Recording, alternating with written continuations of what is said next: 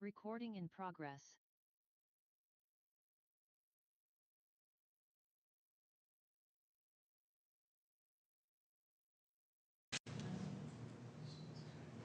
All right, you guys ready? Yes, sir. All right. Call to order the Wednesday, August 13th, 2025 Planning Commission meeting. Ashley, will you take roll? 1 second. Yeah. Nate's going to figure out the sound here. Chair Brass. Oh, Can you hear me now? There we go. Commissioner Saylor? Here. Rosted? Here. Hassan? Here. Baswa? Here. Kerber? Campbell? Here. Purdy? Here. Urbanski? Here. And Chair Brass. Here. With that, we'll move on to adopt the agenda. We'll make a motion to adopt. Is there a second? Second.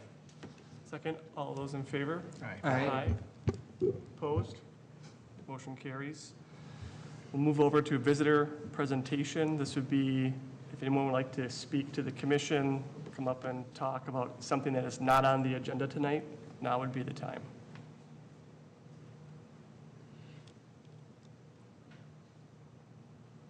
Is there anyone watching online?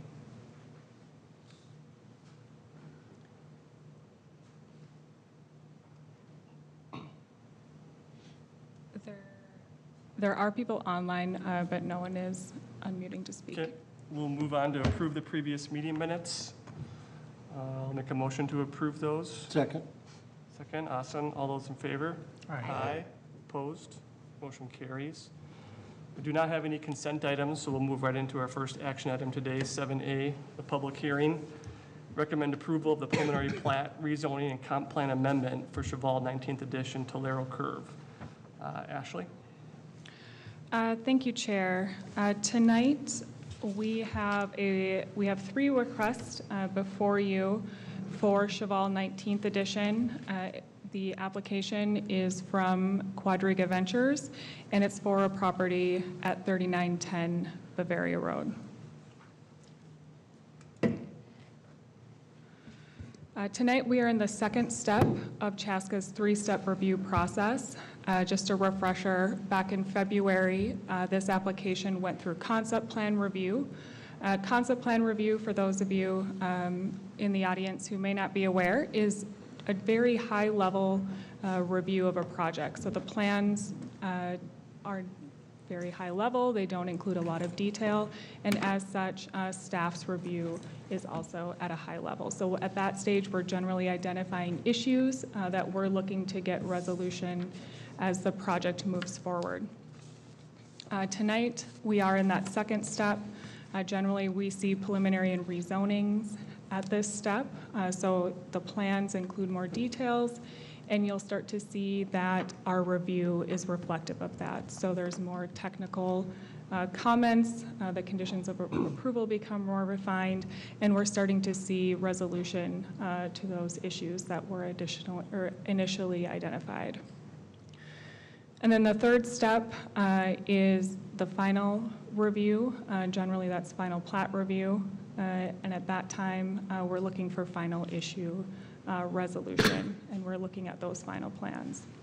So each of those 3 steps comes before you as the Planning Commission for a recommendation to City Council, who then ultimately approves or denies each of those steps. After that, the project does move into the permitting stage. Just a refresher of the subject property. It's roughly 30 acres in size. In the northeast corner of the site, there is an existing home.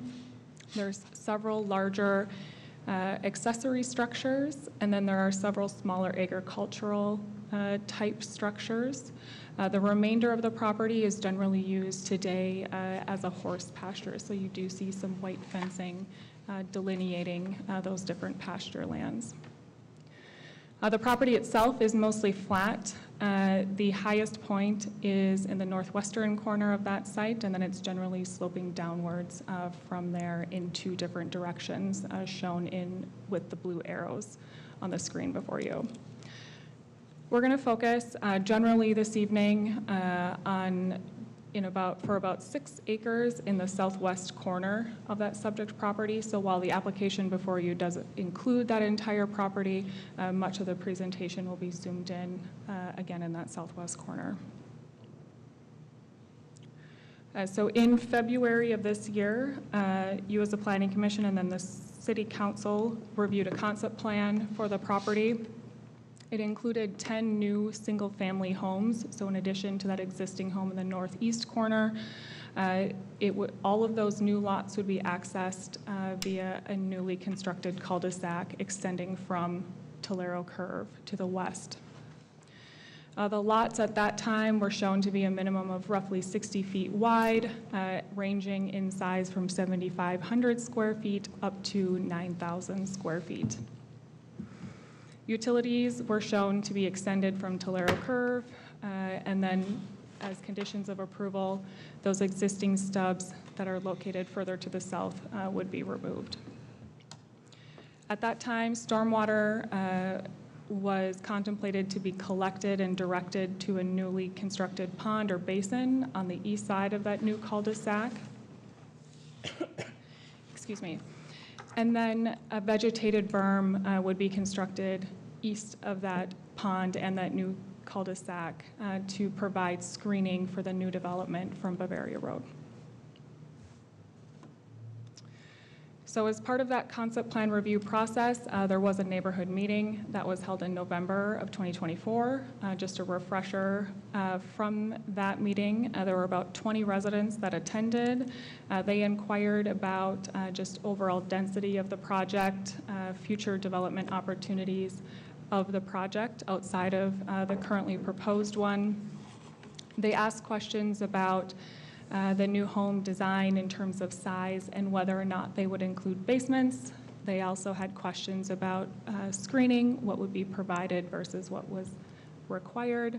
And then they also had questions just about construction as it related to timeline and traffic.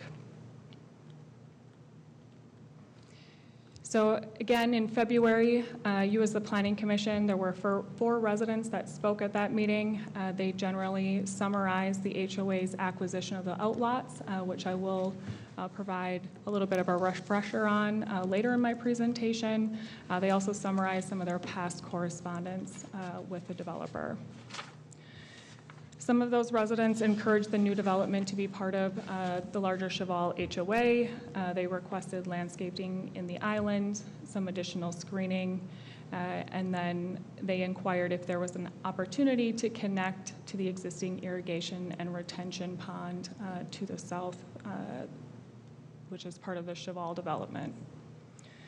They also inquired just overall about the design and the number of streetlights, so getting into some of those details of the project.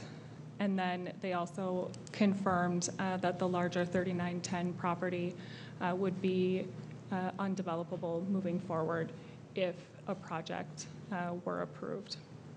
So you as the Planning Commission did unanimously vote to recommend approval.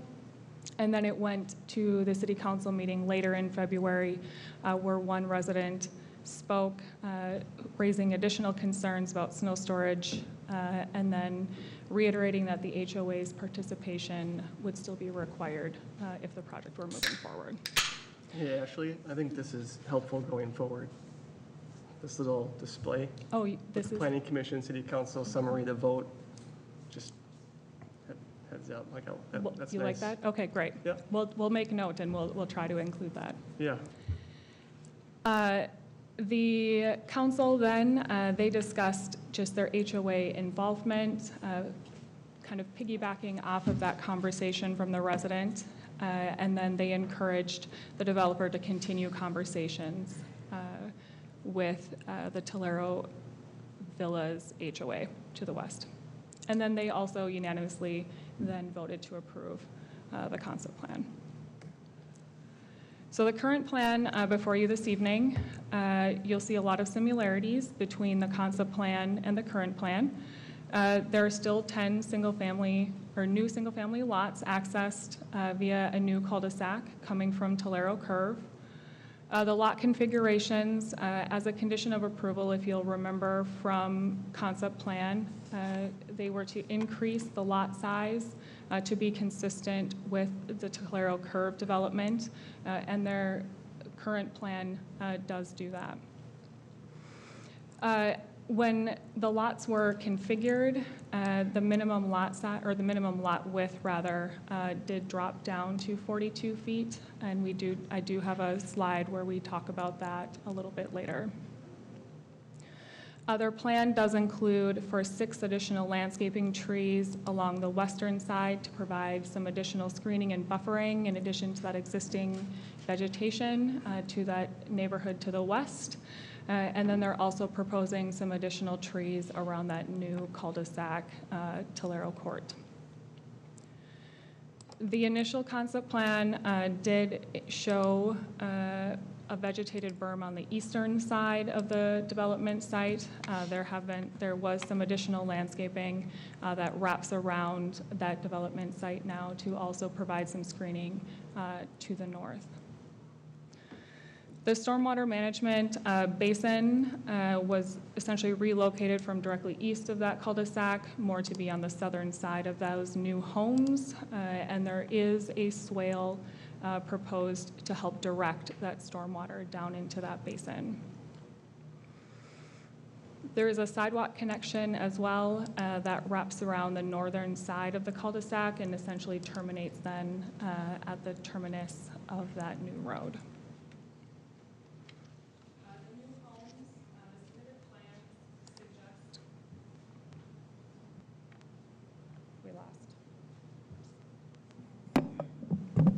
I'm going to talk really loud. It seems like it might still be somewhat picking up. Sounds good. Otherwise, I'll just talk very loud. Those in my family would say I have a knack for doing that. The submitted elevations suggest single-level living with 3-car garages. The submitted floor plans suggest that the footprints of the homes would be about 2,000 to 2,500 square feet, primarily consisting of 2-car garages. Now, at any point when we are requesting a developer to submit those elevations and floor plans, we're really asking them to provide that so we can get an idea what the character, the flavor, if you will, for what those homes would be, knowing that we do have ordinances that get to kind of overall design, ensuring that there's diversity in what those houses look like when they're constructed. So this is more just illustrative in nature to give you an idea of what those homes would look like, and then those final designs would be looked at the time of a building permit.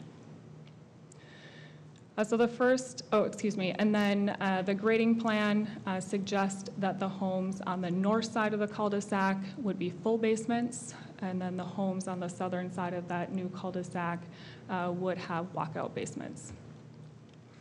So the first of the 3 requests this evening is a request to rezone the property from RR2, rural residential, to planned residential district number 89.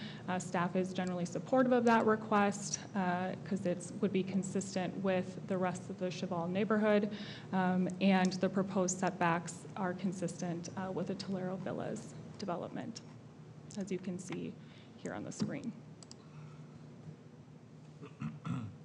So moving into the second request for preliminary plat, we're looking at just overall lot configuration.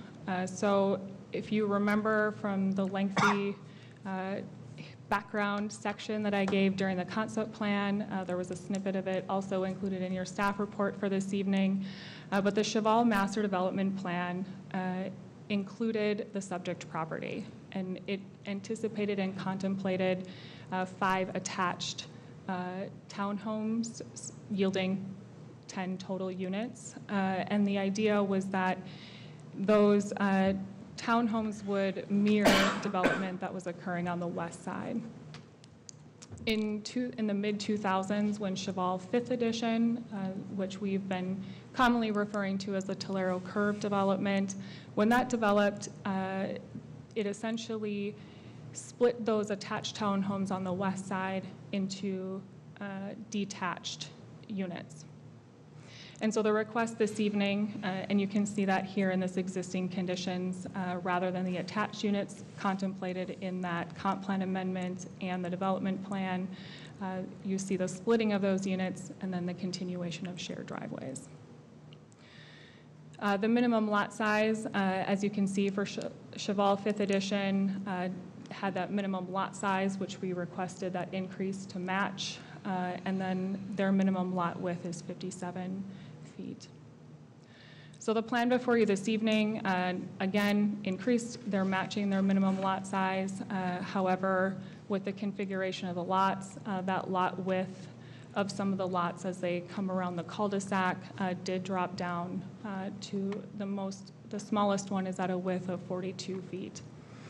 And so included in it as a condition of approval, you will see that staff has required that those 3 lots be increased to the 57 feet to be consistent with the Chevalle 5th edition.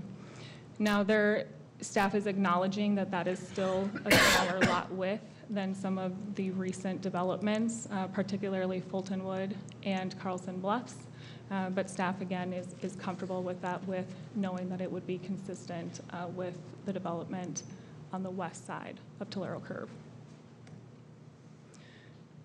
So stepping outside of those 10 new lots, there is a 3.5 acre outlot proposed as part of the development that would encumber or be covering and protecting rather that stormwater basin and that berm, as well as some of the screening and landscaping that is being proposed. The remainder then of the 3910 property leaves about 23.5 acres. That existing kind of development that's happening in that northeast corner would remain essentially as it is. There's nothing proposed to change about that. And then the application does show that that remainder of the property would be placed into a conservation easement. This plan also is showing the construction access coming off of Bavaria Road on the property. The applicant has indicated that that access would primarily be used for the initial grading, the utility installation, and the cul-de-sac construction. The applicant anticipates that that'll likely remain for about the initial 90 days of construction and then would be removed and restored back likely around the first lift of asphalt. There was a lot of conversation at the concept plan about the access to the site and where would be the appropriate place for that cul-de-sac to come through.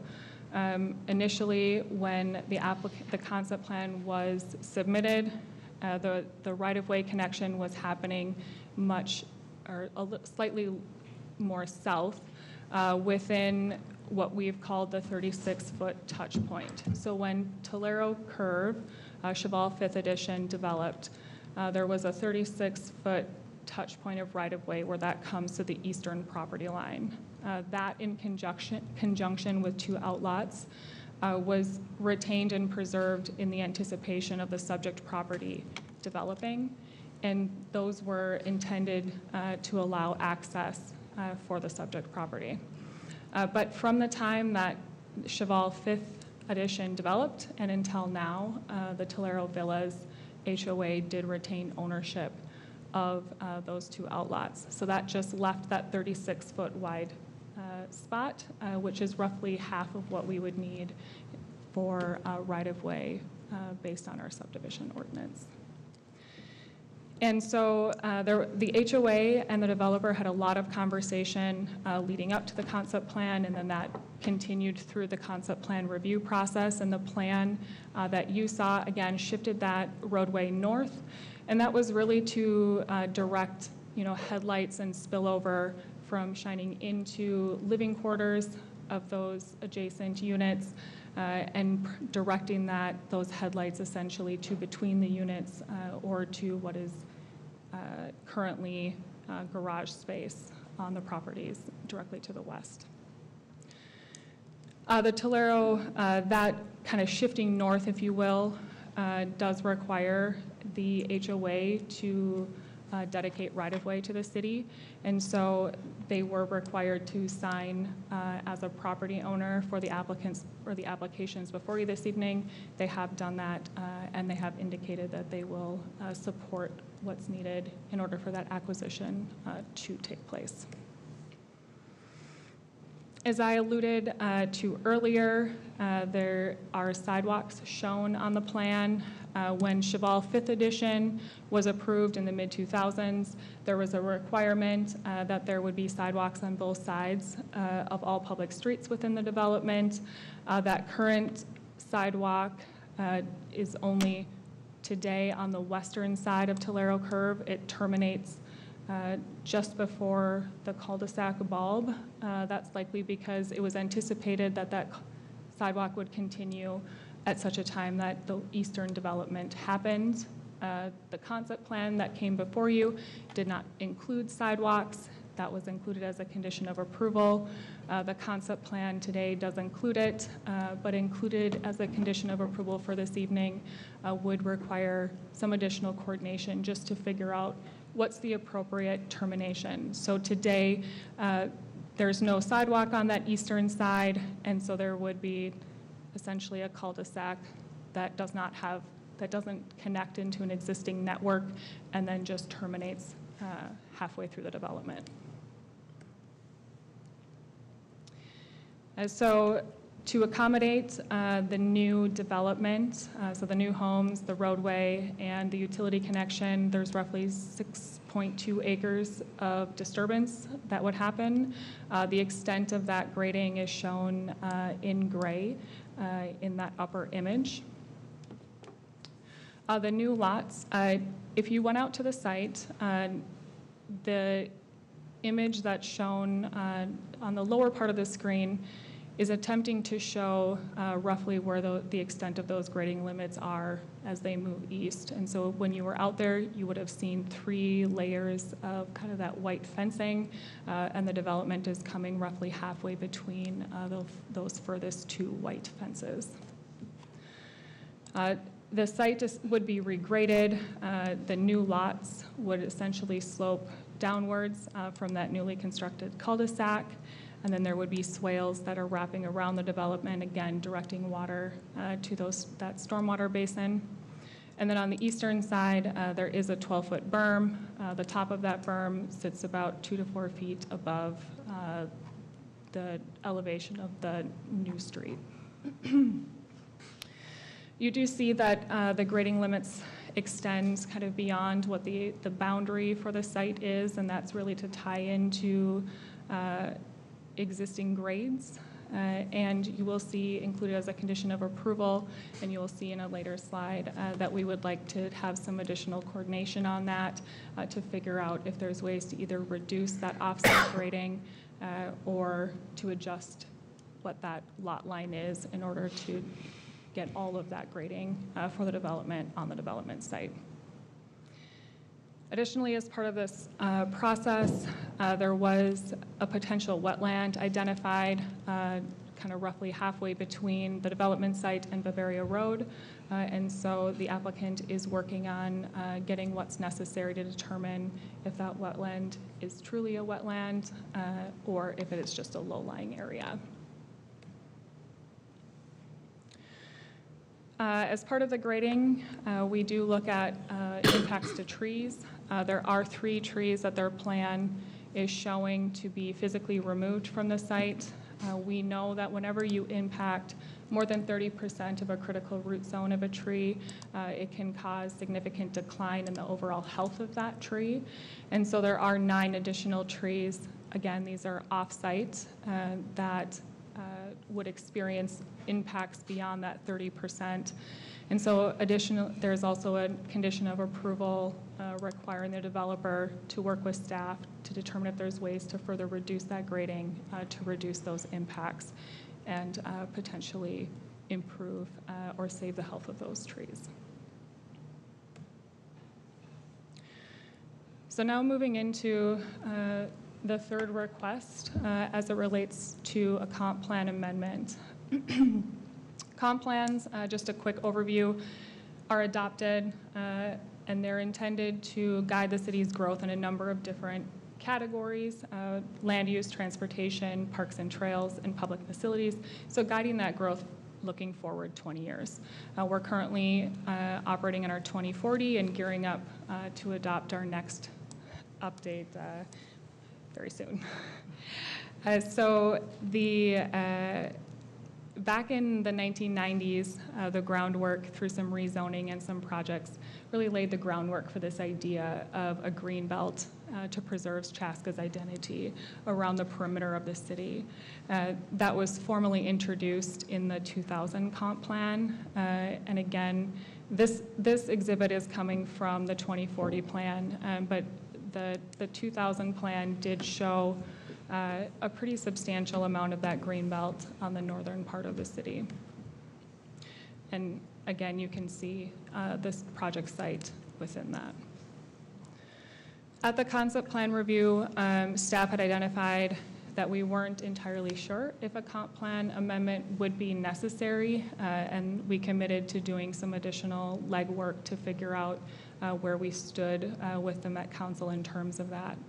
And the reason that we weren't sure if that would be required was because the 2020 comp plan, which was adopted again in 2000, restricted development at 1 dwelling unit per 10 acres. In 2006, there was an amendment to essentially allow 300 acres that would become Chevalle to develop as a cluster development. And so that amendment introduced a third policy into Greenbelt development, and effectively it did include the project site as part of that amendment. And that also included a boundary adjustment to allow city services to that area, including the project site through a MUSA boundary adjustment. And as part of that cluster development, part of the rationale or the theory behind that is that you're essentially developing 1/3 of your site and then leaving 2/3 of your site undeveloped in that conservation ideology. And so this site, again, was contemplated in that overall Chevalle 1/3, 2/3 ratio, and that was really to maintain that approved, the council Met Council approved 2.04 overall units per acre density. We have, again, or since the concept plan, we have confirmed with the Met Council that the comp plan amendment is required. And that's because while the amendment occurred in 2006, the subsequent concept plans for 2030 and 2040, while that Chevalle was guided for conservation residential, the subject site remained as rural residential. And even though the exhibits showed that the subject site was within that MUSA boundary, those subsequent plans excluded it. And so the Met Council has determined that those adopted plans, because they came subsequent, are the official guiding documents, and amendment therefore would be necessary. And so then staff started evaluating whether or not the development would meet those three policies. So the first policy is rural development. We're not going to spend a lot of time here because they're not pursuing development under this policy. They're pursuing it under that cluster development, so that third policy. The second policy really gets to maintaining very low development at the key community entrances. And so a key community entrance under the comprehensive plan is really those entrances along the city boundary that are happening on major roadways. There's two in northern Chaska, one being at the intersection of Bavaria and 86 just to the northeast of this site. So effectively, the site would be restricted to one dwelling unit per 80 acres, unless a developer can show that their proposal would maintain a visually remote feel and look that essentially would meet the intent of that very low development. And Chevalle's understanding that visually remote is somewhat subjective. Staff relied heavily on Chevalle's landscaping plan, which also serves as the screening plan, and their master development plan, because that, again, that greenbelt screening and the ideology of that at a high level was contemplated when Chevalle was developing back in 2006.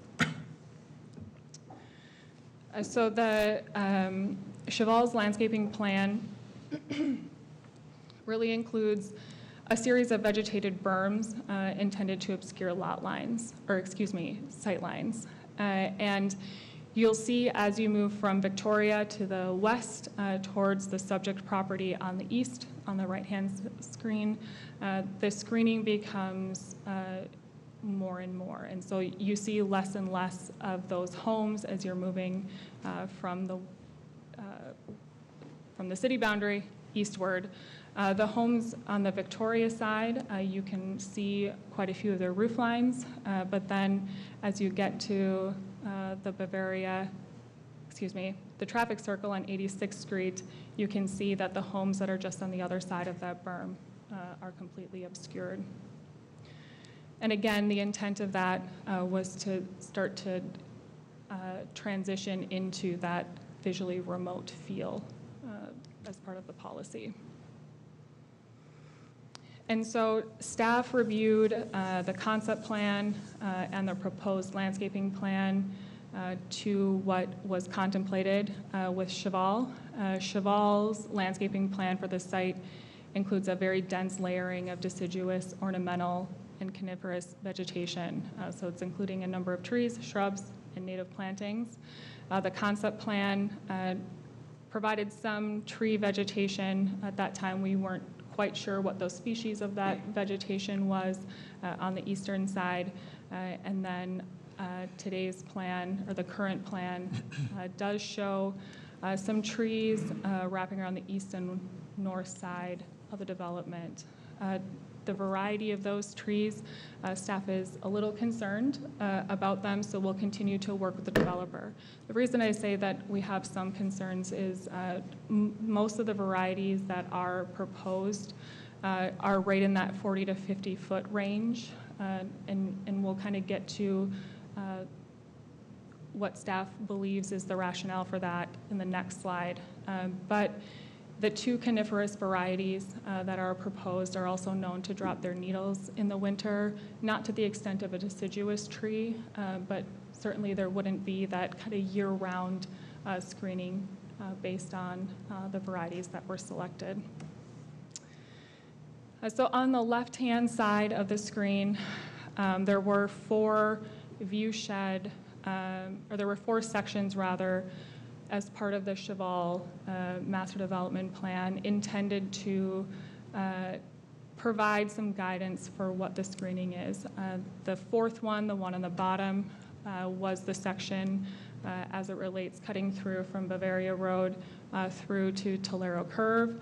You can see that there's you can't see the car here because there is a substantial distance between that, but also you can see that the elevation of the top of the berm is getting to about halfway through that home. So development was set lower than that berm, and then additionally, there was a substantial amount of landscaping put on top of it. The sections on the right were proposed, or were part of the submission from the developer. You can see that the top of that berm on the three sections are really getting to generally that ground floor elevation of those new homes. And so that berm isn't necessarily providing that same level of screening that was provided or thought to be provided under that concept plan. And so the screening really gets to relying on the vegetation and the height of it nearing full maturity. These sections are shown landscaping in the 10 to 15 year mark, which is full maturity for some of the varieties that were selected. So there will be a period of time that there would be very little screening at the time of planting until that full maturity.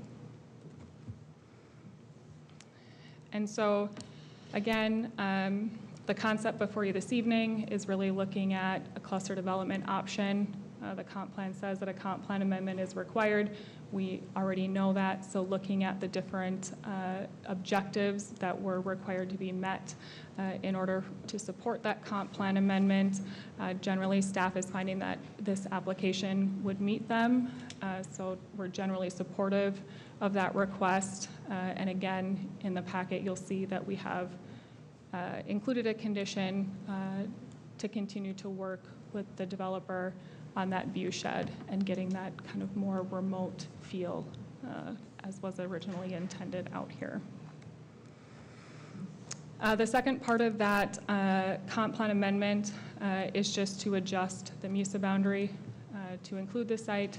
Again, staff would support that request as well.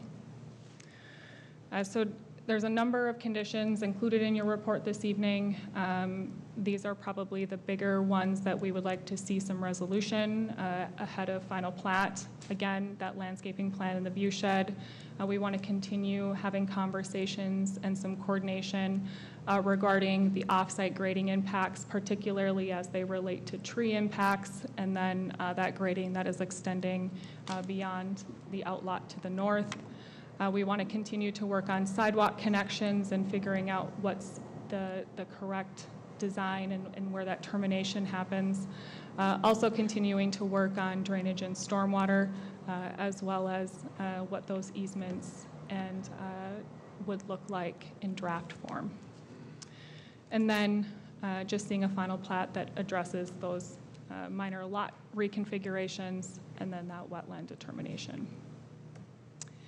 So with that, I'll turn it back to you for any questions and discussion, and then have the three motions that we would be looking for this evening on the screen. Thank you, Ashley. It is a public hearing, so in a moment we'll open it up to the public, but first we'll ask questions amongst ourselves or for city and staff. If there's any clarifications, questions for the staff, we'll do that at this point. And I'll just start with an easy one. So the sidewalk, how exactly, I mean, is there any idea how exactly that's going to work? Is there going to be a crosswalk that connects over to the west side of Talero? Is that what we're kind of thinking maybe, or? Chair Brass, I don't have an exact solution for you at this point. You know, I think the reality is without a connection or some sort of connection into that existing network, it does feel a little awkward. And so, you know, if there's a way to integrate it, how do we do that?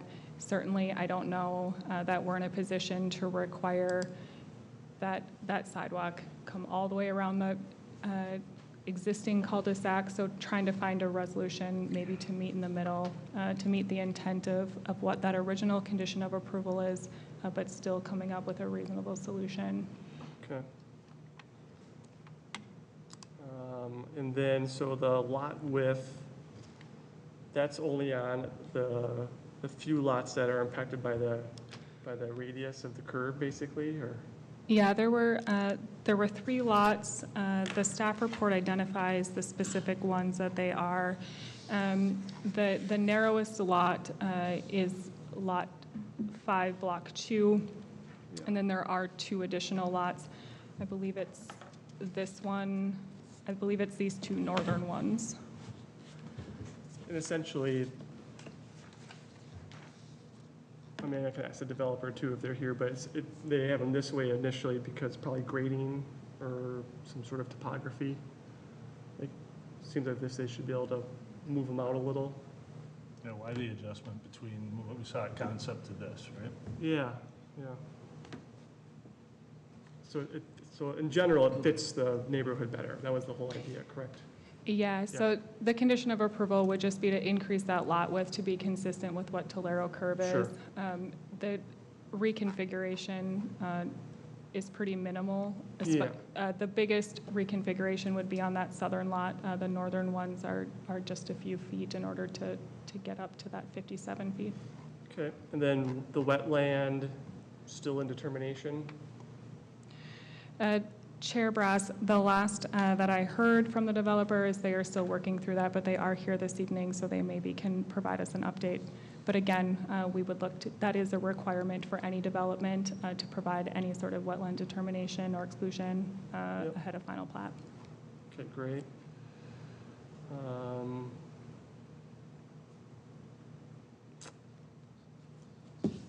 Anyone else have any questions? Refresh me on the conservation easement. I know it can't be developed in the future, but it can be, you can have walking paths, that type of stuff through there? Commissioner Urbanski, yeah, you know, any conservation easement usually includes language into what is allowed or not allowed to happen within that easement. And so that's where we would like to come with a draft ahead of final plat, so we start to understand the nuances of that easement. But yeah, I see the intent to maybe provide future abilities to include walkways. I don't see a reason to prohibit that. If I could add,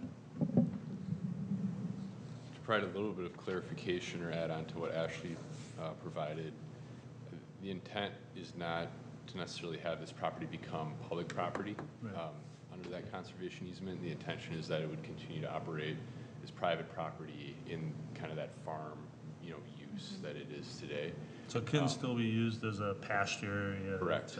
Yep. Okay. Yep. We're really trying to preserve that kind of rural edge at that Ashley was talking about at that key community entrance as part of that greenbelt policy. So that's the objective.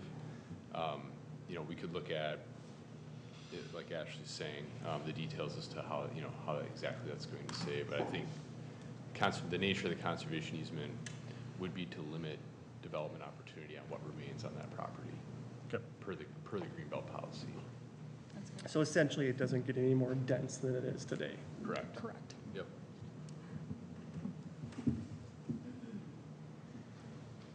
So that temporary access, that's just for until Construction is done.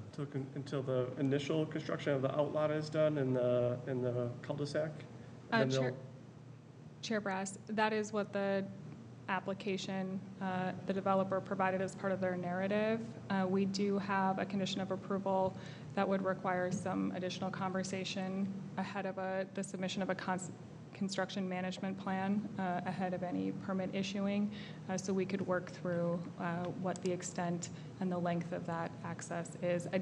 I think the realities of developing this site is the construction access comes through where there's a substantial amount of grading that needs to happen at that onset. And so there's a little bit of a striking of a balance that needs to happen for how that works. Sure. Okay. Chair Brass, just to add on to Ashley again, I think, you know, our intention here would be to work with the developer to try to extend the use of that construction access to the extent possible. I think we want to avoid, you know, construction traffic utilizing the neighborhood street. Sure. To the extent that we can possibly do that. And so I think that's going to be the nature of the discussion, is how do we stage and phase the development to really maximize the use of that construction access for, you know, the heavy vehicles that are being required, not only for grading, but also for, you know, the building of the homes. And we've done that with other developments.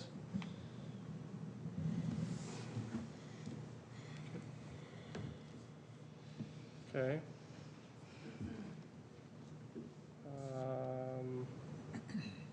How's Met Council? Obviously, you've spoke to them.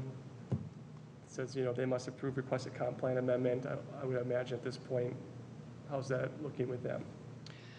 Chair Brass, obviously, there's a review that happens. So after the council would recommend, or excuse me, if the council supports the request and we get through and we get to a landscape plan, that screening plan that we find amenable, we're both in agreement to, then there is a period where the plans and the requests go out to our adjacent communities and the school district. And so they have a period of time in which they can provide comments. Their comments and the requests then are packaged and sent to the Met Council, and then they have an additional time period that they can review as well. At this point in time, our Met Council representative, while he can never guarantee, he didn't see major issues with the request. Okay. I have a small question. How likely might it be that the tree health impact assessment would impact the design of this development? And I'm trying to find, I really love that that's something to dive into, but is that something that would really affect the outcome one way or another? Commissioner Ross said, oftentimes you can do some kind of preservation, if you will, to prevent contractors from extending into that area. So there are some practices that you can do to prevent further impacts. There's also opportunities, and perhaps the engineer can speak to it a little bit when, if they choose to come up. But oftentimes you can adjust some grading to reduce the amount of impact within that 30%. Thanks for the awareness.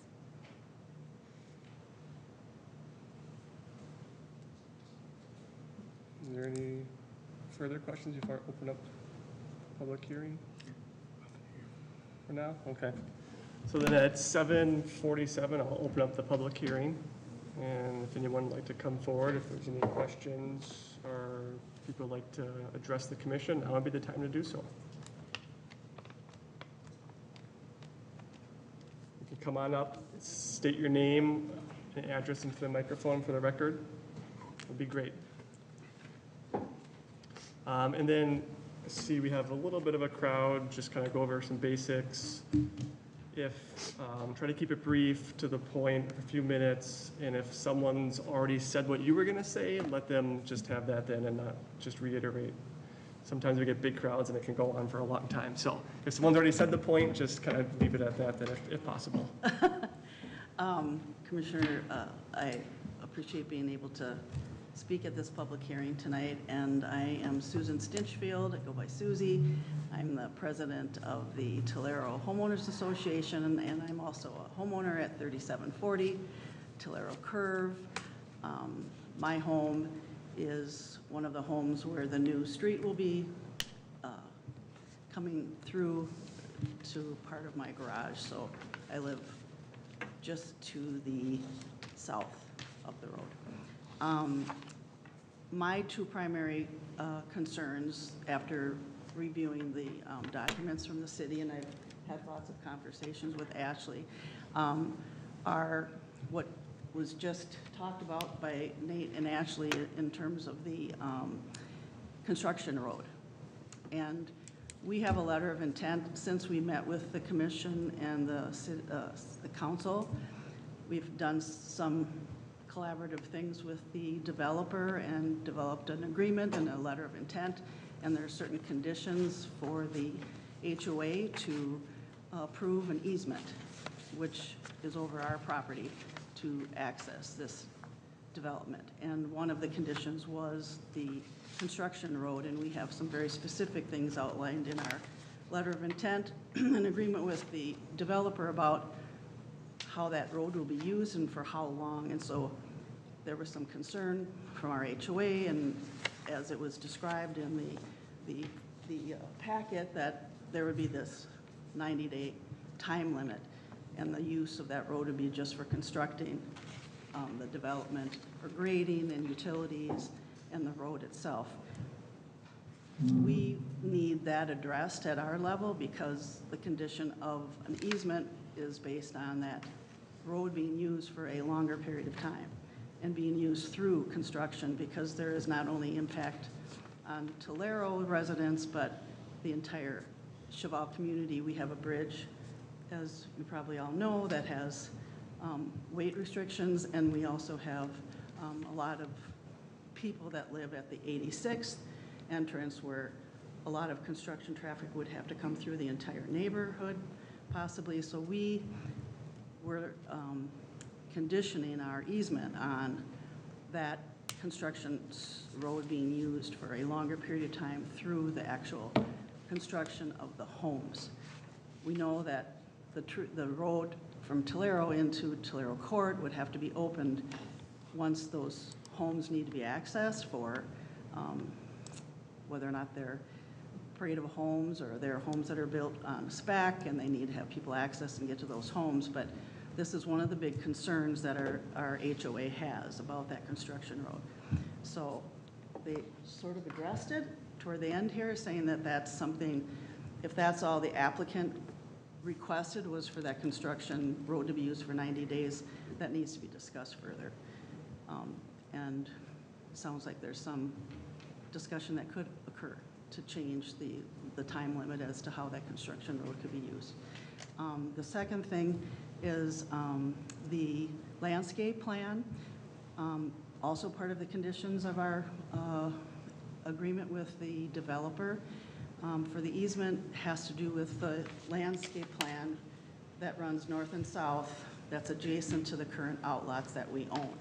So it's our view shed to this development. And the conversation in our letter of intent is about berms and planting.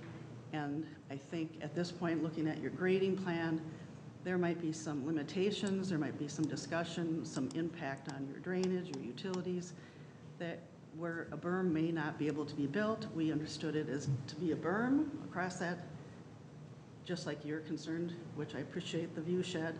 And the green belt from the east and the north, we're concerned about the view shed from our homes. So we need that to be further discussed too, because that's also a condition and outlined very specifically in our letter of intent about what that buffer will look like.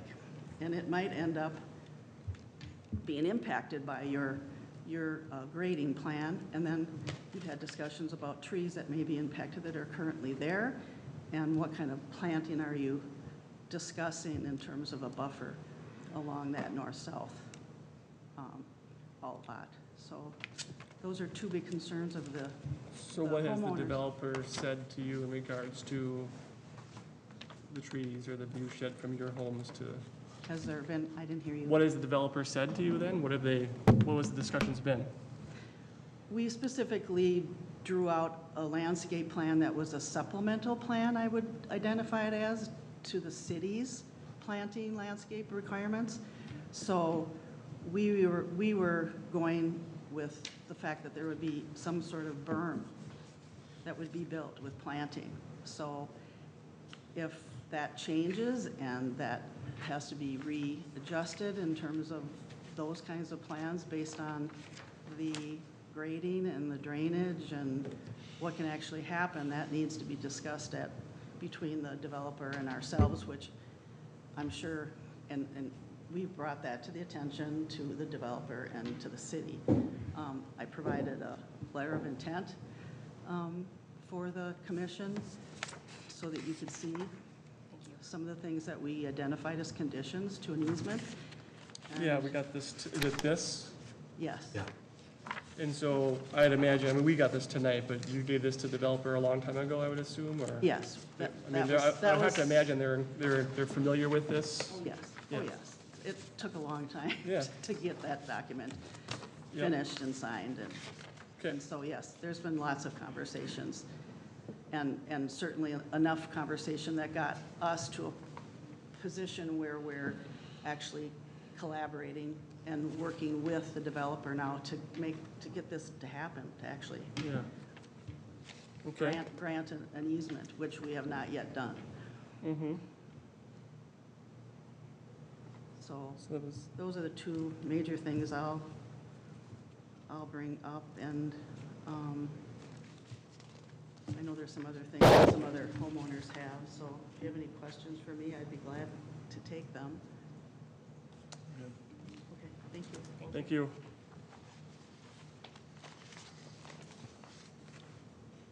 feel free, come on up. Ted Klein, I'm on the Talero HOA board. I'm at 3728 Talero.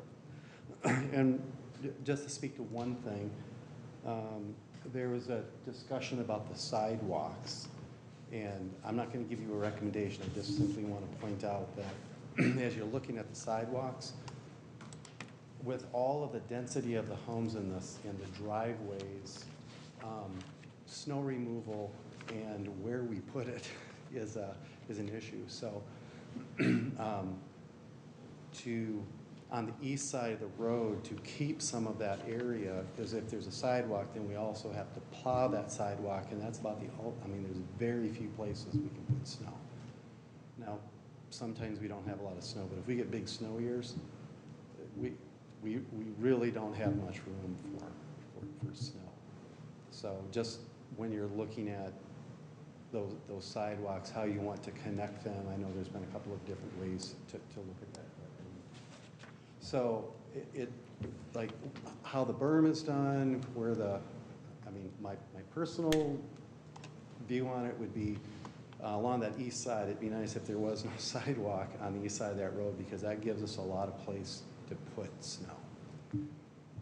But that's always been a problem for us. And On the east side of Talero.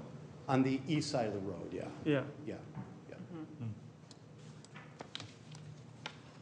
Now you just push snow off, you just push snow Yeah. off there right now? Right now, it just, it all goes up there. In fact, our snow plow service, most of the time actually plows the road by the time city trucks come through. Sure. Just so that we can maintain where that snow goes. So it's not piled back up on the sidewalk on the west side, because we have to keep that clear too. You know, certainly we want to do our part in keeping those clear. So I'm not making a recommendation. I just want to point that out as you take a look at that. That is. We talked about that the last time we looked yeah. at the initial. Yeah. We talked about snow removal. I know it comes up. Yeah, it's something that everybody's very, very well aware of. Painfully aware of, yeah. Sometimes you forget it in August, though. Yeah. Well, when the snow comes, that's why you go to someplace. Right. Okay. Okay. Thank you. Thank you. Thank you. Yep. Good evening. I'm Steve Tinker. I'm on 3764 Talero Curve. I have a couple of comments with the new cul-de-sac on, I think it's called Talero Court. I highly recommend that we have an island in that would mirror the island that we have on Talero Curve. It gives a nice feel to that cul-de-sac, and I'm sure it'd be a nice addition for the homeowners that are. Steve, were you here at the concept plan as well? Yeah, This sounds familiar. I brought it up. Yeah. I want to bring it up Talked about again. snow again then, Yeah. because we were worried about it being Right. dumped And right one in the thing middle. I'll note also is that our island on Talero Curve has irrigation and electricity. So when they're working on that, we'd recommend that also. So again, I'm just curious, because we only touch this right now. Have you spoken with the developer about that? We've mentioned it to them, What's but the I feedback? noticed that it's not on their plan. Got it, yep, okay. And I brought this up at the last meeting, streetlights. The streetlights that we have in Talero are unique, and we'd like to have them try to match the same look with the streetlights. They're not typical city streetlights. Sidewalks, I recommend highly that when you terminate the sidewalk from the new development, put and have a pedestrian walkway over to the west side sidewalks. I think you'd have to put a sidewalk access with a zero curb for bicyclists, Yeah, whatever. right, yep, Yeah. some sort of crosswalk and then Right. access, yep. And then there is an issue of fencing around the development. The current farm has fences. Yep. Obviously, if they're going to run livestock, horses, whatever, they're going to need fences. We'd highly recommend that same type of plastic horse fence, whatever you want to call that, for around the development. So just keeping it consistent then? Yeah, yeah. Okay. And with regard to the berm, or the idea of a berm around on the east side of the the west side of the development, since I don't think we can put a berm in there because of the grading issues, there's just not enough room to build up a berm. I would recommend that we have additional landscaping. Like coniferous? Like Yeah, some sort of pine tree? coniferous, Yeah. maybe shrubbery that would, grow up 8 to 10 feet or whatever, and trees. Mm-hmm. Thank you for listening. Yeah, thank you. Thank you.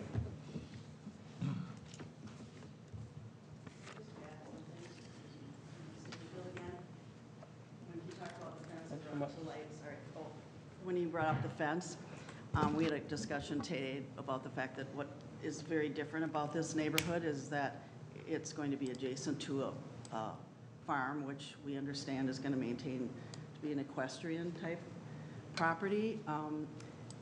The containment of the possibility that there will be animals in this farm pasture, and you put in a fence that's just a 3. Right now, we have a fence that is, I believe, allowed to be electrified, that buffers that property from Talero. Yeah, I was going to ask you, so I can't tell, I mean, do you have any issues now with No, because they don't have any, they've not let any They of have in their. the past, though. They have had No, they horses in haven't. that You pasture. know, they've contained the horses to the north. Has there been discussion with the property owner on what the plan is? No, so it just came up in a discussion today that we had with the HOA, and the fact that we're going to be having homeowners now into Yeah. that pasture that will be surrounding it, that a 3-rail fence is not going to contain or animals that might be out in that pasture, so I guess that might have to be discussed. You know, I hate to make assumptions. I would imagine the landowner would not want, was going to do something to make sure their animals Yeah, don't go they're not gonna astray, want 'em to right? run I away. would, Right, I so would what comes into imagine. question then is if that fence, which is part of the conditions of our letter of intent that we have with the developer, you know, does that fence need to be maybe looked at as the farm owner's fence and their responsibility, because they may have to be containing horses or whatever they decide to put in there, so that maybe needs to just be discussed. Maybe they'll continue paying it, but they are now not maintaining it. Yeah, we don't, but if that comes up, the fencing issue and the containment of the neighborhood from the farm that's gonna maintain itself as a rural farm have you pasture. spoken with the farmer? No, No, okay. no, we just worked Not our through, we position. just worked through the Yeah, developer. I would imagine, We yeah, worked through the developer. But Yeah. there Right. is a current fence. Right. That can be electrified and contained. But we should not be able to make that a condition, because that's private property. I have to We should make imagine a that they're, recommendation to them. Yes, and Yeah. that's probably something that the developer's conversation. right, I mean, Yeah. But it's just, there's, it came to light today about Maybe the that's fact the that now farm we're putting owner's responsibility, right, homes of that. yeah, Yeah. okay. in the middle of a pasture. Yep, that makes sense, yep, Yeah. Ted, yep. if I could speak Ted. for just a moment. Actually, I was the one who brought this up in the meeting today, so I'm really sorry about that. In the plan that I saw up here, it had a fence. That's what brought it up, was that there, in that plan, there is a fence. The question is, who's responsible for building that fence? And if it's for any containment, the HOA absolutely does not want any responsibility for maintaining that fence, because if it fails, a horse gets out, somebody, gets it, Okay, we don't want to be responsible for the maintenance of that fence. Yeah, If and- it's, if it's for aesthetics, great, but if it's for containment, I don't know. Well, I think I'm pretty sure this is going to be between the HOA and the farm owner, the developer, or get that figured out. Because the city, like, I don't think we. You don't require it. Yeah, right. Oh, Well, okay, no, I okay. thought we require it. That's a dictate. We can't. question for the city, but if you're saying we don't want to maintain this fence, so I think they got to work that out with Sure. the landowner, you know. And it's really about maintaining a fence for containment. Right. We Yeah. could maintain a fence for aesthetic, but Or whether or not you don't want to maintain it at all, you Okay, know, okay. if it's not your fence. I don't know whose fence it is. I just saw it on the plan, I'm like, it wasn't clear to me Yeah. whose We fence can that find was. out, yep. So, okay.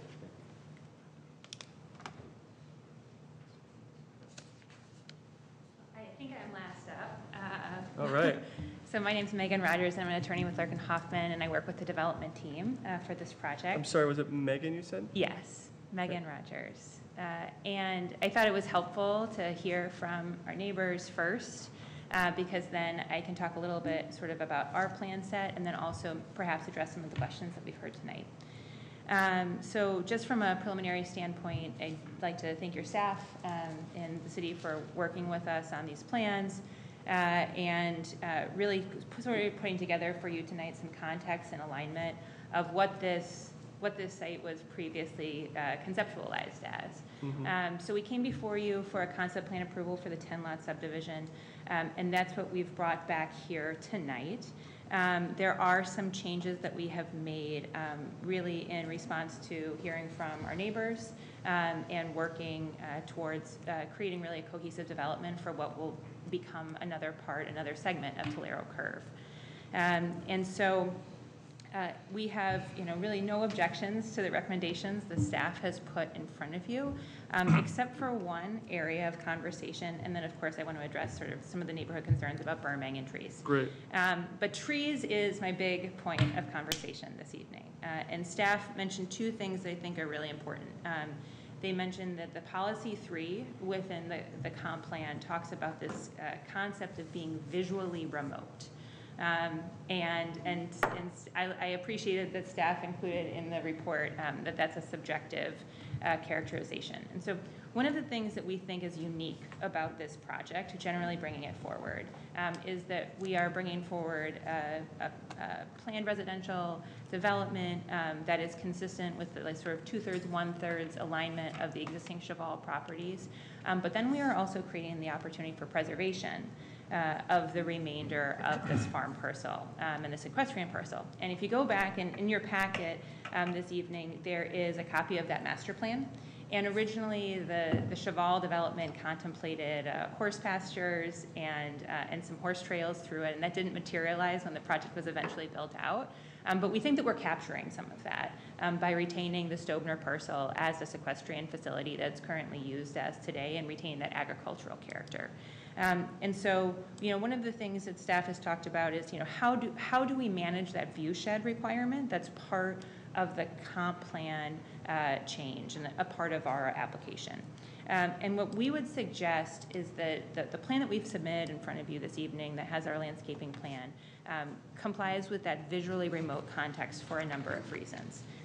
Number one, it's we have these berms that are very similar to what you see in the remainder of Chevalle, about 5 feet tall, that create this separation between the backyards of the new homes and then the extension out into the pasture. But what our tree plan does is it is particularly designed to allow for continuance of that view shed. So that the homes that exist today that benefit from seeing the equestrian fields, the homes that will exist in the future, also retain sort of that equestrian field view. And one of the significant distinctions between the other Chevalle neighborhoods and sort of their tree plan and this tree plan is that there's 768 feet between the corner of 86 and Bavaria and where our trees start. And so we believe that visually remote language really is tied to, number one, the new design that you have in front of you tonight. The old design sort of captured all of Chevalle into that mirror image approach, where this is, it extends it out and it becomes a part of this sort of pastured space. And we believe that it's more consistent, in fact, with that rural reserve approach and that visually remote to not have the extraordinary density of trees, but to have sporadic trees where you can sort of view through the homes to those pastures. So that is something that we would request direction from you all on tonight, and to get some feedback as we continue to work towards staff, work with staff on developing an overall landscape plan. Then moving on to questions from the commission and that were raised by the staff presentation. Number one, the wetland. We believe that that is a depression, and it's specifically related to a culvert that's installed along the roadway there. But we are in the process of confirming that with our engineers and the city's engineers tomorrow in a call. So we are on that. The sidewalk consideration, we specifically did design that with an opening at the terminus of the cul-de-sac there for two reasons. Number one, it aligns so that there could be a crosswalk from the existing Talero curve, and sort of not have two sidewalks and then you cross over to go across to another sidewalk. So it made sense, we thought, from a pedestrian standpoint. And then the other reason that we designed it in that manner is because of the snow storage questions that Talero has been really clear about. So snow storage has been a problem for the neighborhood. It's always been working to try to find a solution to be able to address that. We are leaving a large open basin for snow storage to be pushed to the end of that Talero Court cul-de-sac. Then the other question was with regards to the lot size. So the lots do remain the same size. The frontage of those two lots is less than what the staff was looking to see. We believe we can easily make those modifications to create the full lot size. And then with regards to the construction access, so it was our understanding that construction access would naturally be limited to about that 90-day window based upon the need to build out the infiltration basin and do some of the other grading on the site. If we can work collaboratively with staff to come up with a phasing plan to finalize that part of the project and use that for the entirety of building the homes, that's absolutely something that we can make happen. So that is not a problem in any way, shape, or form. And then with regards to the landscaping plan and the berming, in terms of the work with the HOA, number one, we'll commit to, of course, ongoing conversations to make this work.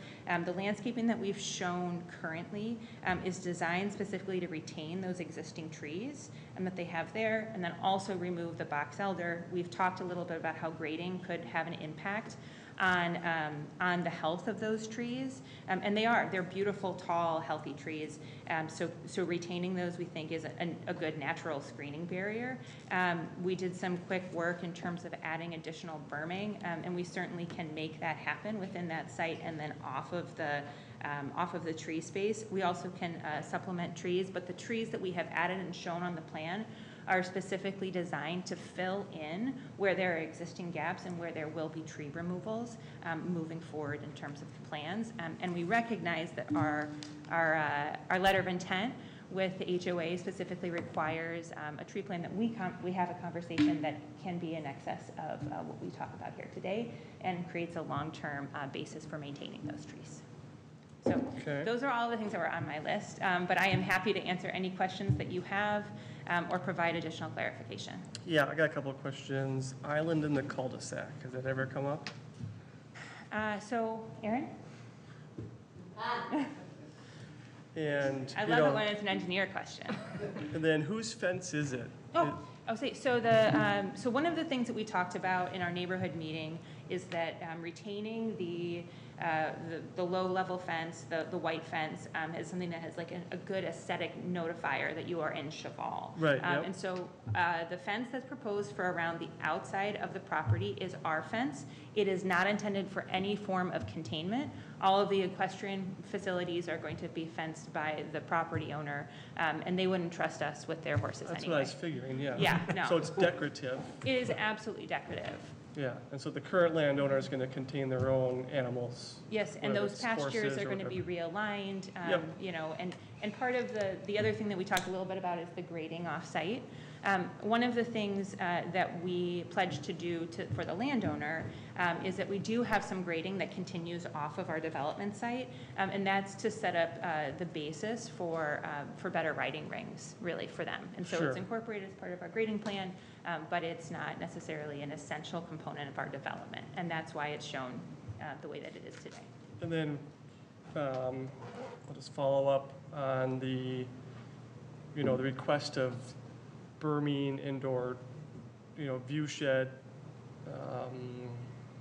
complete some view sheds for the neighbors that are going to see the actual new homes versus the new homes to the street. I'm not an expert, but, berms work at a distance, right? When you're 150 feet away and there's a berm and a tree on it, then the sight line works so you can't see, but would it even work to have a berm that close to someone's front yard? And I don't know if that's going to even cut any views. I feel like trees would be better, like pine trees or some sort of arborvitae or. Yeah, so Aaron Carroll with Houston Engineering. Yep. Yeah, the intent, I think, that was being brought up by Susie and others with that was that if there are berms placed, that there are plantings along them. And sure. The landscape plan right now demonstrated a handful of trees filling in the gaps, as Megan mentioned, because there is some actually really good vegetation along that existing fence. Yep. And we can absolutely work with the HOA to, refine what plantings go there. Yeah. There are limitations from a grading perspective to maintain drainage in the patterns that they currently follow. However, we have the capability in large portions of that western boundary to create a flexible space. It is almost a full lot width from those proposed homes to even the outlots and then the street. So Yeah. there's an excess There's of a 45 little bit of to room 50 there. feet. Yeah. It's going to be a trade-off because they also don't want to impact snow, so you have to kind of work with. Yeah, with and the none of money. that space behind the existing fence, the white fence, Yeah. is currently used for snow storage. They don't push it over the fence or anything. Yeah. So that is just strictly landscaped space and/or used for grading and drainage Okay. purposes. Island? So the island was not pursued, partially because just city staff hadn't specifically asked for it. I don't know that we have any reason against it unless there's a maintenance concern from public works standpoint. It's almost has no implications on cost of construction because you take out pavement and put in a little bit of curb. Right, so maybe. So just that something would to be, talk I to them guess, about at the then. discretion of really how staff envisions that. If plowing operations and other turnaround feasibility, we'd have to review fire code to make sure, because I don't know if those existing islands are. Yeah, obviously fire life safety has to be taken into account. They have one there. This is a new one for me. We get a lot of requests and stuff. I can understand how it would make it kind of feel like it's a very similar part of the same neighborhood, so. The if one it's not thing a that big has to cost be in impact, consideration for those islands is where streetlights are then placed. Yeah. They're often placed at the back of a cul-de-sac, and then if the island blocks what that is intended to light up, it's counterintuitive there a little bit from a safety Yeah, standpoint. maybe it's just prairie grass or something, or nothing tall. Okay. I think this was in questions for streetlights, is city, trees, view shed. The road, well, I can talk to the city, it's more for the city, I guess. I don't think I have any further questions. I have a question about the temporary access, and this may be more for the city. Yeah. I'm sure we do these all the time, but I guess I'm curious to hear whether it's 90 days or however many amount of days, when the time for the temporary access is done being temporary and it's no longer an access, what are the requirements to put that back to the way it was? Make it not look like there's a road there, right? Yeah, yep, that would be the requirement, right? So, basically putting it back in kind to whatever the status was beforehand. I think in this case, it's largely pasture land, so I'm guessing there'd be, basically just temporary gravel, driveway built to sustain the truck traffic and things that would be using it for the time being. But then removal of that and, reseeding or whatever. It would be on private property at the end of the day. So I think, the private property owner would have some say into that. And just to expand on that too, the construction access, I'm not, you guys will work it out. I'm not sure if an exact day amount is the right approach. Maybe it is, because things can get delayed, things change. Maybe it's, at some point, homes are going to be there, grading's going to be in the way. They might have the wetland or a pond, or as the homes start to, fill in or become enclosed once windows are on and like it's finishes on the inside. At some point, you know, it's going to be normal, kind of more normal traffic with trades coming in and out, and it's, you know, they're going to need to access it from the other side. So I don't know how you distinguish that, but I'm all for the objective would be to work with the developer to understand their grading and phasing plan, and, you know, seek out opportunities to try to extend the life of that. Yeah, maybe it's for like framing, that we can, right? you know, framing and, you know, major construction, and then once it gets to the envelope where it's closed up, then the trades can use the regular roads. And yeah, I mean, I agree with you. I don't know that setting a number of dates is the right measure. I think it's more tied to progression of construction. Progression of construction, correct. Yeah. We have that right now, right off of Big Woods over there. Is it Enchanted or? Ensconced Woods, yep. So we've got the temporary there. I think, you know, the big challenge that we experience with that and with temporary accesses generally is that often contractors are utilizing Google Maps, right, to get to their destination. And so obviously the temporary access is not on Google Maps, so then it really becomes important for the developer and the construction manager to be communicating, right, with those contractors so they're aware of where that access point is. Yeah. Because otherwise it will get missed. Yeah. And ultimately, Gagne Homes will be the builder for this site. Yeah. And so they'll have control over that construction management plan, and they anticipate this is going to be a single season build, so. Great. Try to get it done as quickly as possible. Oh, okay. Yep. So I have a question coming to the street lights, one was asking.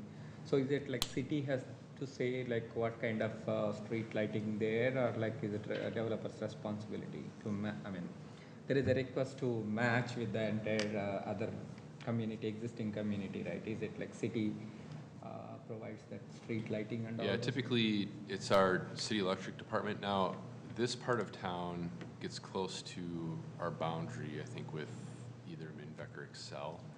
So I'm not exactly sure. Well, maybe you all know who for your electric, correct? It's Minnesota Valley. Okay. So there would be a coordination effort with them and with our utilities just to make sure that, you know, whatever's being placed meets their spec and things like that. So I'm assuming there's good reason why the streetlights are what they are today, but we can have to look into that. Architectural. Part of that is HOH. Yeah, we'll have to look into it and just whatever gets installed.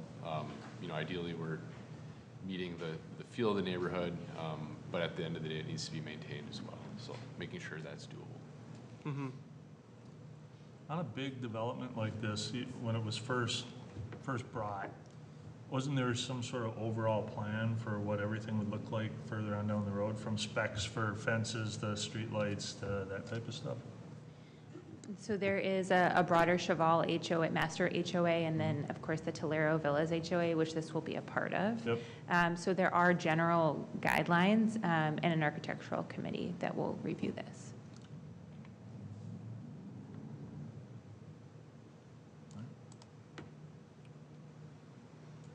Okay. Any further questions? Good. Okay. Is there any other further questions from the audience or anyone online? Okay.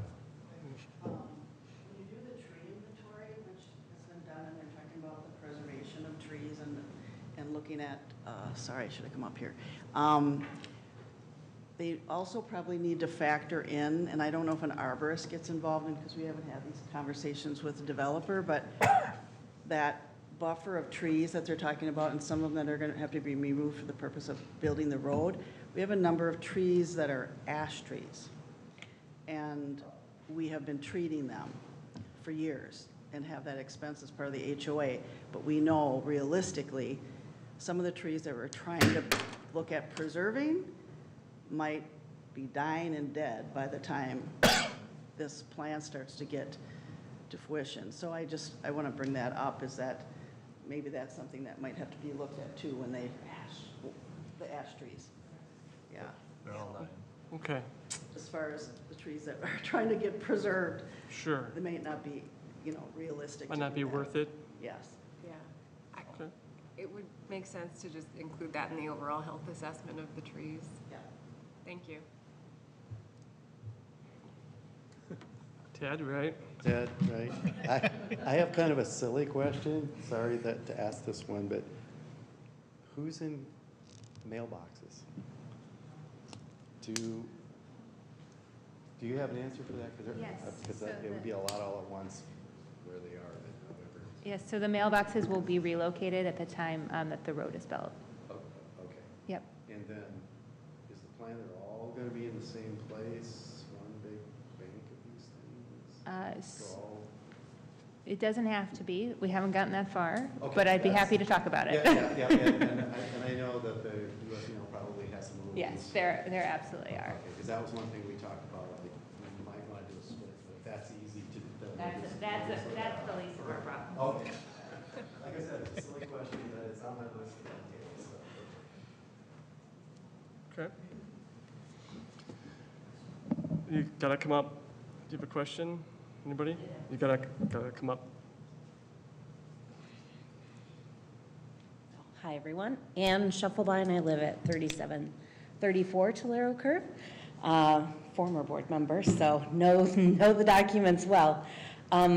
One thing that, as I thought maybe I'd get more insight into as these meetings went along, but curious question for Aaron or yourselves. Yeah. So I understand the snow removal is left at the edge there. Why not space out the houses and be able to put the snow in between? I wasn't sure if there was another reason to put the houses the way they are. I thought the city addressed the reason was to make it match the current neighborhood. The spacing of the houses is done on purpose, is to Yes. match the look. But there's a big open space at the end of the street.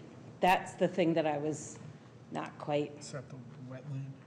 Or still the side? I didn't know if there was like a drainage reason that we didn't put houses at the end of the street or not. I don't particularly, I'm not particularly Oh, you mean bothered at by the it, end of the but. cul-de-sac? Right, yeah, Yeah. it's just like a bowling alley.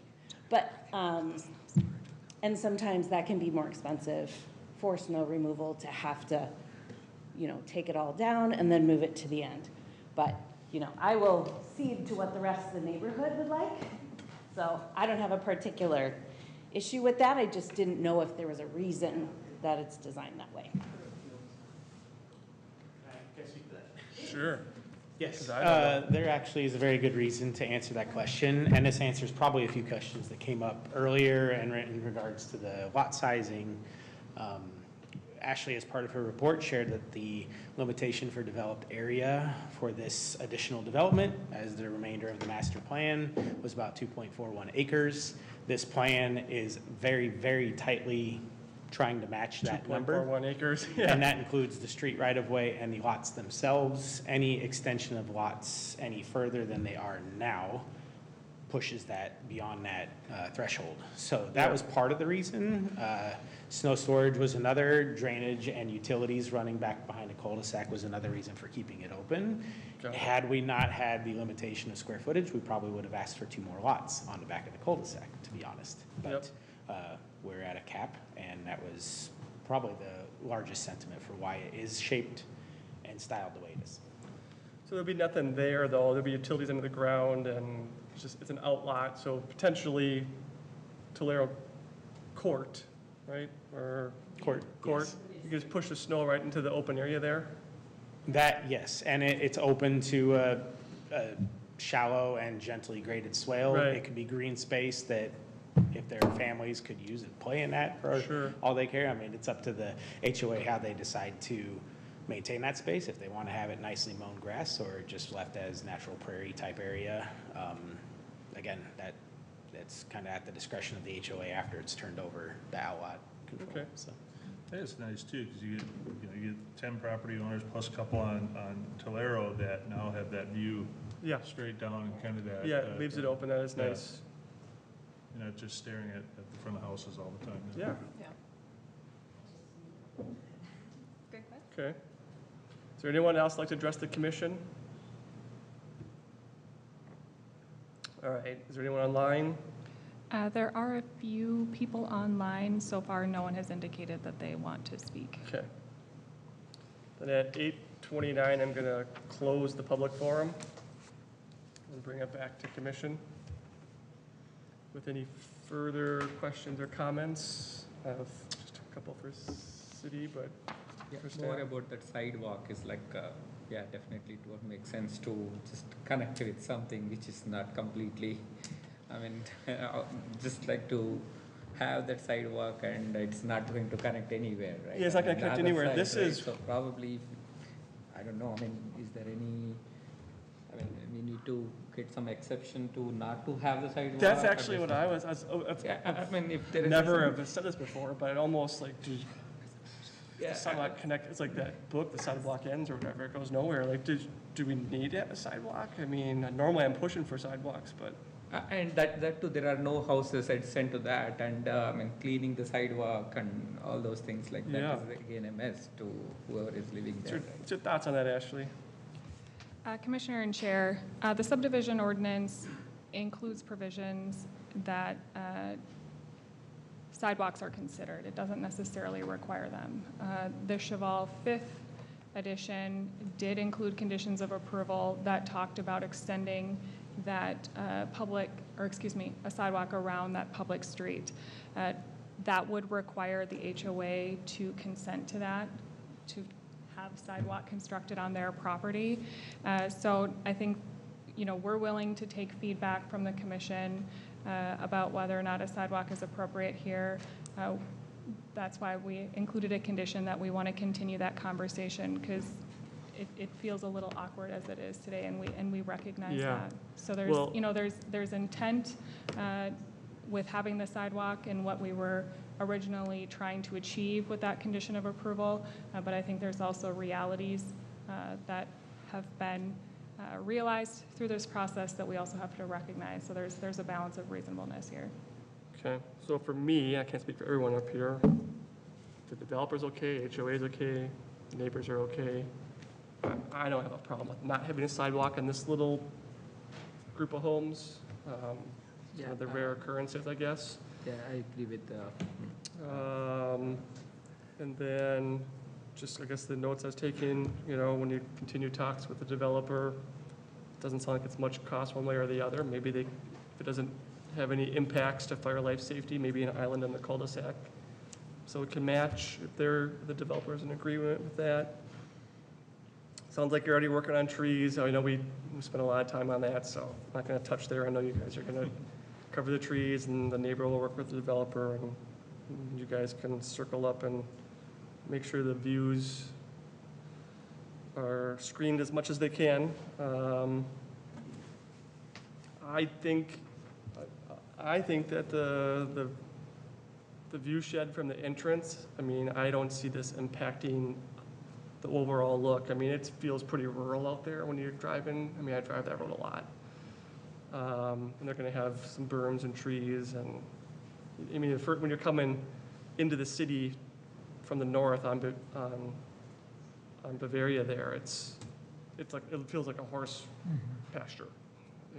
So I don't personally have any problems with the berming and the trees that they presented. I kind of understand the viewpoint of they want to be able to see the horse pasture too. It's kind of interesting. I get that. I think I would too. And there's no difference in my mind from I know it's a little further away, you're already in the city, but you're driving down Bavaria and you're looking across where that pond is on Grand Chevalle and what's that, how do you pronounce it? Larive Road? The houses that face Bavaria there, you can see them from the road, but it's not like a big deal for me at least. But yeah, I think that kind of covers all of it. We already talked road construction. Longer the better, but at some point, realistically, people are going to have to use the regular road once the houses get closed up, probably. I don't know. But I don't think there's anything I want to put on or add on to the stipulations. I think they got them pretty covered. I think there's just some more communication that needs to happen between HOA, developer, and city. I agree. Agreed. Well, otherwise, it looks good. It looks like everyone's been coordinating really well with it. Hey, it's rare that you have homeowners, an HOA, a developer, and a landowner that are all listening to each other and kind of working with each Yeah, other also. great. So much appreciated on that. My opinion on the island is if I lived there, I would love it, but I've also drove fire trucks for a lot of years and snowplows for a lot of years, and it's a pain for both of those. Yeah. So, not saying I'm for it or against it, 'cause they do look great, and it would tie it into the rest of the community there, but snowplowing becomes a bit more of an effort. And it'd be interesting to hear what the fire department would say on something like that too. Yeah, a lot. They're like, oh, we hate that cul-de-sac. Just make sure you know what you're getting or whatever.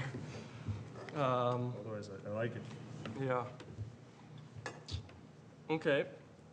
Is there any final questions, comments? City staff? No? Okay. Well, I think we'll move on then with that. We have 3 actions kind of in front of us here tonight. And so the first one is a motion to recommend approval of the Chevalle 19th edition at 3910 Bavaria Road. City Council is subject to the following 15 conditions, and I will make that motion. Is there a second? A second. Baswa, all those in favor? Aye. Aye. Opposed? That motion carries. Moving on with that, in conjunction with that first motion, we need to have a motion recommending approval of the rezoning from RR2 to PRD 89 Planned Residential Unit for the Chevalle 19th edition based on the draft ordinance. I will make that motion. Is there a second? Second. Second. All those in favor? Aye. Aye. Opposed? That motion carries. Final motion is recommend approval of the resolution to amend the 2040 comp plan to re-guide the property at 3910 Bavaria Road from rural residential to conservation residential and adjust the MUSA boundary. I can make that motion. Is there a second? Second. Second. All those in favor? Aye. Aye. Opposed? That motion carries. And that would end this part of this,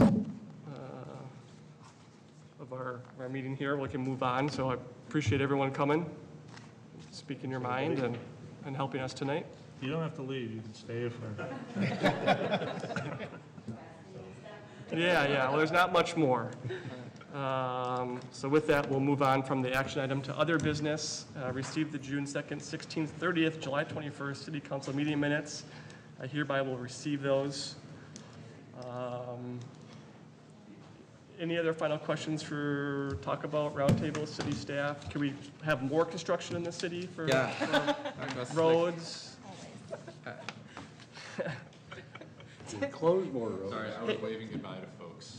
By the way, they just finished outside my house, they just finished Pioneer, outside the town course, they just repaved that and they painted the shoulders. I actually took a picture. I don't know, who did that? Is that a MnDOT thing? 'Cause it's a county road, or who's? That's a county road. So They created like 7-foot shoulders. We got like skinny little lanes. Oh. It's really bizarre. I don't know. I was like, this is wild. Like all the cars are like, you'll have to go over and take a look. Yeah, I feel take a like they look at the did it new paint wrong. job. Yeah. I think, well, I let them know that the chair of the planning commission lives off that Yeah, road. exactly. Really just Like, bother them. you want to annoy that guy, make a real Yeah. skinny lane and super big shoulders.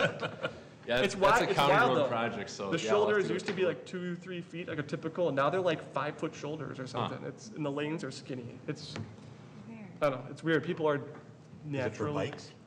Maybe, but there's a sidewalk there. Maybe We'll it's for see bikes. it this weekend. I think that's the only way to get to 212 from anywhere in Chaska You're not this allowed to go weekend. anywhere this weekend. Yeah, this weekend everything's closing down. We're closed. There used to be like 494 trap, always like construction, right? Like now Chaska become like new 494 like everywhere. We turn right, left, everywhere. You see that? We have a lot of cul-de-sacs when we're done, right? Or not cul-de-sacs, roundabouts. Roundabouts, yeah. Everywhere. Everywhere, I mean. What's the thought on the opening of 41 and Engler there, that roundabout?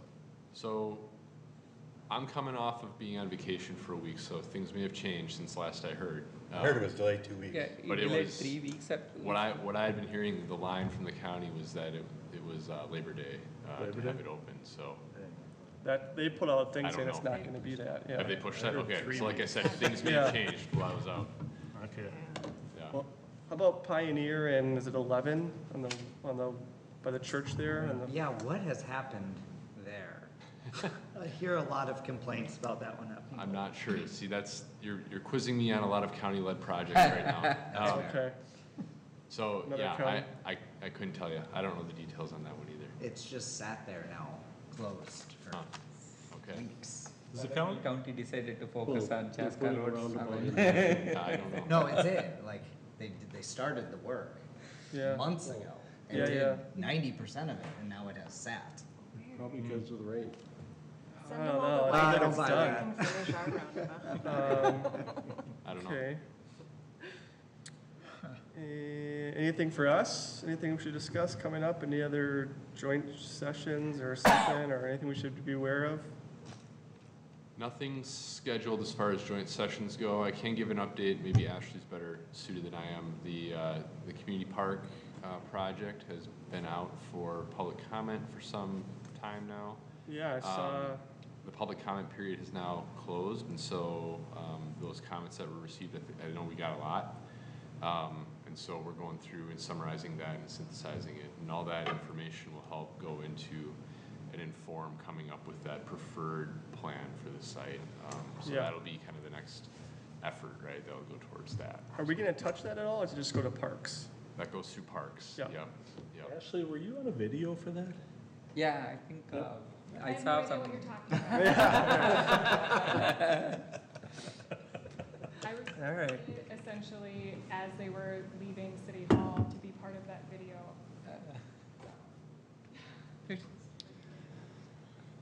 The Parks and Rec Commission reviewed the results of the survey for the Southwest Community Park at their meeting last night. And Marshall Grange, the Parks and Rec Director, will be making a presentation to the council on Monday, also summarizing what those results said, and then what the Parks and Rec Commission, some of their comments that were made during their meeting.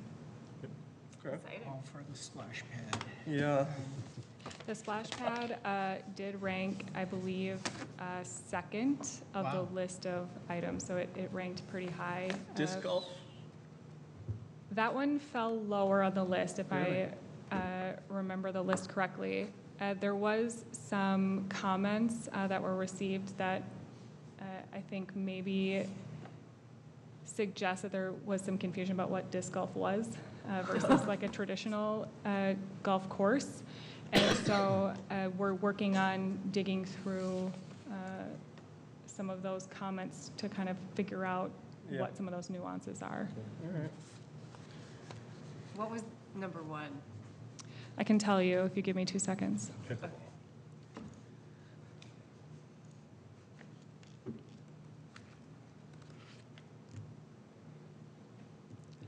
Hopefully I'm not like breaking any laws by previewing this too soon. We won't say a word. Nature play area actually ranked number one. Makes sense. Yep. All right, It's a beautiful spot. we can go off record. I'll make a motion to adjourn. Second. All those in favor? Aye. Opposed? We're adjourned. Whatever happened with